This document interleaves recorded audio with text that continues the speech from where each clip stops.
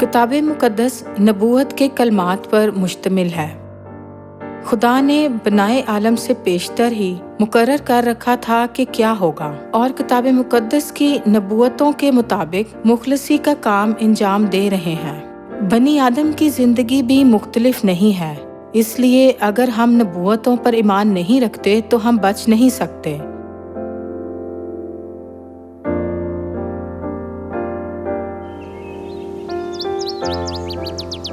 خدا ہمارا نور ہے۔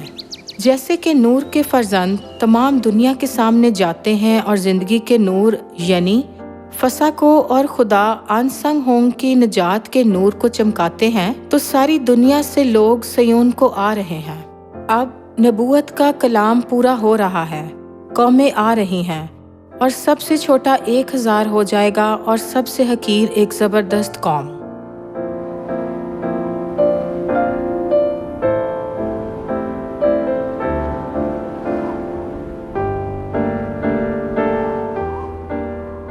دنیا بھر میں بے شمار کلیسیاں ہیں، تاہم واحد کلیسیا جو ان مبارک نبوتوں کو پورا کرتی ہے وہ خدا کی کلیسیا ہے، یعنی وہ کلیسیا جو لوگوں کو باپ، بیٹے اور روح القدس کے نام سے بپتسمہ دیتی ہے اور نجات دہندہ خدا روح القدس کا نام لیتی ہے۔ ہمیں نبوت کے کلام پر یقین رکھنا چاہیے۔ خدا نے کہا کہ میرا کلام جو میرے منہ سے نکلتا ہے ہوگا، وہ بے انجام میرے پاس واپس نہ آئے گا۔ ہمیں کتاب مقدس کے کلمات کو محض پڑھنا اور سننا نہیں چاہیے۔ یہ کہا گیا ہے کہ مبارک ہیں وہ جو کتاب مقدس میں لکھی باتوں پر عمل کرتے ہیں۔ کتاب مقدس ایسی کتاب ہے جو نجات کی راہ دکھاتی ہے۔ کتاب مقدس کے وسیلہ خدا 2 راستوں کی وضاحت کرتے ہیں، ہلاکت کی راہ اور نجات کی راہ۔ خدا نے آپ پر رحم کیا جنہوں نے موت کے لائق گناہ کیا تھا اور آسمان سے پھینکے گئے تھے، اس لیے وہ آپ کی طرح اس زمین پر جسم میں آئے اور زندگی کی سچائی یعنی فسح اور 3 وقتوں کی 7 عیدوں کے وسیلہ آپ کو آسمان کی راہ کے بارے میں سکھایا تھا۔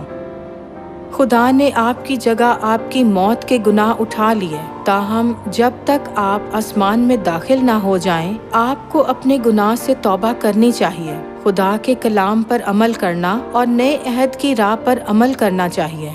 ہمیں محبت بھرا خوبصورت دل رکھنا چاہیے اور کتاب مقدس میں درج تمام کلمات کی فرما برداری کرنی چاہیے، جیسے کہ اپنے پڑوسی سے اپنی مانند محبت رکھ، دوسروں کو اپنے سے بہتر سمجھو اور صابر بنو۔ صرف تب ہی ہم آسمان میں داخل ہو سکتے ہیں۔ ہمیں خدا کا کلام سننا چاہیے اور لوگوں کو نجات کی راہ کی منادی کرنی چاہیے۔ جس طرح لوگ موسم کی پیشن گوئی سنتے اور اس کے مطابق تیاری کرتے ہیں، اسی طرح اگر کوئی ہمیں پیش کی اطلاع دے تو ہم مشکل حالات پر آسانی سے قابو پا سکتے ہیں۔ اسی طرح کتاب مقدس ہمیں آگاہ کرتی ہے کہ آنے والی آفتوں سے کیسے محفوظ رہیں۔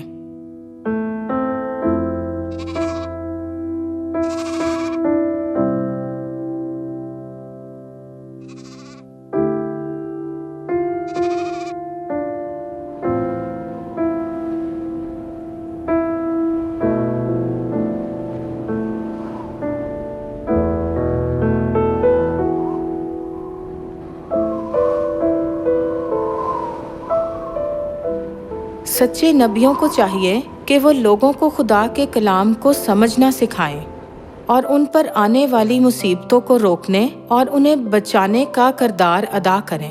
یہ لکھا ہے کہ جو ایمان لاتے اور خدا کے نام کی تعظیم کرتے ہیں ان کے لیے آفتاب صداقت شفا کی کرنوں کے ساتھ طالع ہوگا۔